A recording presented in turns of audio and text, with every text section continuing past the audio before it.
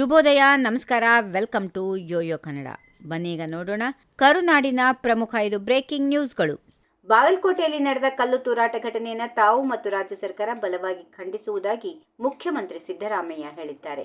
ಘಟನೆಯಲ್ಲಿ ಭಾಗಿಯಾದ ಪ್ರತಿಯೊಬ್ಬ ಆರೋಪಿಗೂ ಕಾನೂನಿನ ಮೂಲಕ ತಕ್ಕ ಉತ್ತರ ನೀಡಲಾಗುವುದು ಎಂದು ಅವರು ಸಾಮಾಜಿಕ ಜಾಲತಾಣಗಳ ಮೂಲಕ ಸ್ಪಷ್ಟಪಡಿಸಿದ್ದಾರೆ. ಈ ಘಟನೆ ಸಮಾಜದ ಶಾಂತಿ ಮತ್ತು ಸೌಹಾರ್ದತೆಗೆ ಮಾರಕ ಎಂದು ಬಣ್ಣಿಸಿದ ಮುಖ್ಯಮಂತ್ರಿ ಪ್ರಕರಣದ ಬಗ್ಗೆ ಹಿರಿಯ ಪೊಲೀಸ್ ಅಧಿಕಾರಿಗಳ ಜೊತೆ ಚರ್ಚೆ ನಡೆಸಿದ್ದಾಗಿ ತಿಳಿಸಿದ್ದಾರೆ. ದುಷ್ಕೃತ್ಯ ಎಸಗಿದ ಪುಂಡರ ವಿರುದ್ಧ ನಿಷ್ಪಕ್ಷಪಾತ ತನಿಖೆ ನಡೆಸುವಂತೆ ಅಧಿಕಾರಿಗಳಿಗೆ ಸೂಚನೆ ನೀಡಿರುವುದಾಗಿ ಸಿದ್ದರಾಮಯ್ಯ ಹೇಳಿದ್ದಾರೆ.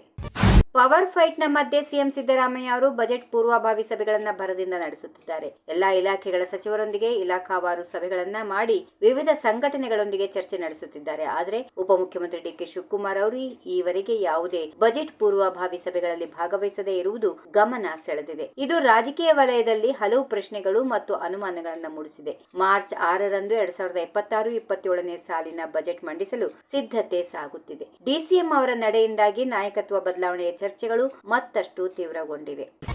ಪ್ರಧಾನಿ ಮೋದಿ ಅವರನ್ನ ಟೀಕಿಸುವ ಭರದಲ್ಲಿ ಕಾಂಗ್ರೆಸ್ ದೇಶದ ಹಿತಾಸಕ್ತಿಯನ್ನೇ ಬಲಿ ಕೊಡುತ್ತಿದೆ ಎಂದು ಕೇಂದ್ರ ಸಚಿವ ಪ್ರಹ್ಲಾದ್ ಜೋಶಿ ಅವರು ಕಾಂಗ್ರೆಸ್ ನಾಯಕರ ವಿರುದ್ಧ ಕಿಡಿಕಾರಿದರು. ದೇಶದ ಜನರು ಯಾವಾಗಲೂ ಬಡವರಾಗಿಯೇ ಇರಬೇಕು, ಸರ್ಕಾರದ ಮೇಲೆ ಅವಲಂಬಿತರಾಗಿರಬೇಕು ಎಂಬುದು ಕಾಂಗ್ರೆಸ್ನ ಮೈಂಡ್ ಸೆಟ್. ಗ್ಯಾರಂಟಿ ಪಾರಂಟಿ ಹೆಸರಲ್ಲಿ ಜನರನ್ನ ಮರಳು ಮಾಡಿ ವೋಟ್ ಪಡೆಯೋದು ಅವರ ಗುರಿ. ಆದರೆ ಪ್ರಧಾನಿ ಮೋದಿ ಅವರು 2014ರಲ್ಲೇ ಹೇಳಿದಂತೆ ನಮ್ಮ ಸರ್ಕಾರ ಬಡವರನ್ನ ಸಶಕ್ತರನ್ನಾಗಿ ಮಾಡುವತ್ತ ಗಮನ ಹರಿಸುತ್ತಿದೆ ಎಂದರು. ಬಾಗಲಕೋಟೆಯಲ್ಲಿ ಶಿವಾಜಿ ಭಾವಚಿತ್ರ ಮೆರವಣಿಗೆಯ ವೇಳೆ ಕಲ್ಲು ಚಪ್ಪಲಿ ತೂರಾಟ ಘಟನೆಗೆ ಸಂಬಂಧಪಟ್ಟಂತೆ ಬಿಜೆಪಿ ರಾಜ್ಯಾಧ್ಯಕ್ಷ ಬಿವೈ ವಿಜೇಂದ್ರ ಆಕ್ರೋಶ ವ್ಯಕ್ತಪಡಿಸಿದ್ದಾರೆ.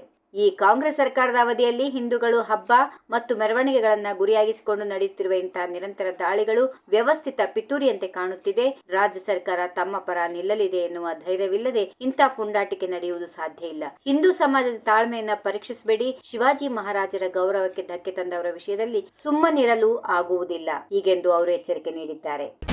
ಮೂಡಾ ಪ್ರಕರಣದ ದೂರುದಾರ ಸಾಮಾಜಿಕ ಕಾರ್ಯಕರ್ತ ಸ್ನೇಹಮಯಿ ಕೃಷ್ಣ ಅವರನ್ನ ಸಿಸಿಬಿ ಪೊಲೀಸರು ಬಂಧಿಸಿರುವ ಹಿನ್ನೆಲೆಯಲ್ಲಿ ರಾಜ್ಯ ಸರ್ಕಾರದ ವಿರುದ್ಧ ವಿಪಕ್ಷ ನಾಯಕ ಆರ್ ಅಶೋಕ್ ಕಿಡಿಕಾರಿದ್ದಾರೆ.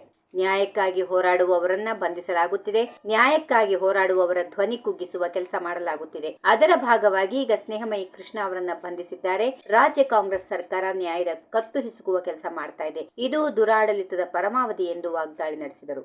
ಈ ವಿಡಿಯೋ ನಿಮಗೆ ಇಷ್ಟವಾದಲ್ಲಿ ಲೈಕ್ ಮಾಡಿ, ಶೇರ್ ಮಾಡಿ, ಸಬ್ಸ್ಕ್ರೈಬ್ ಮಾಡಿ.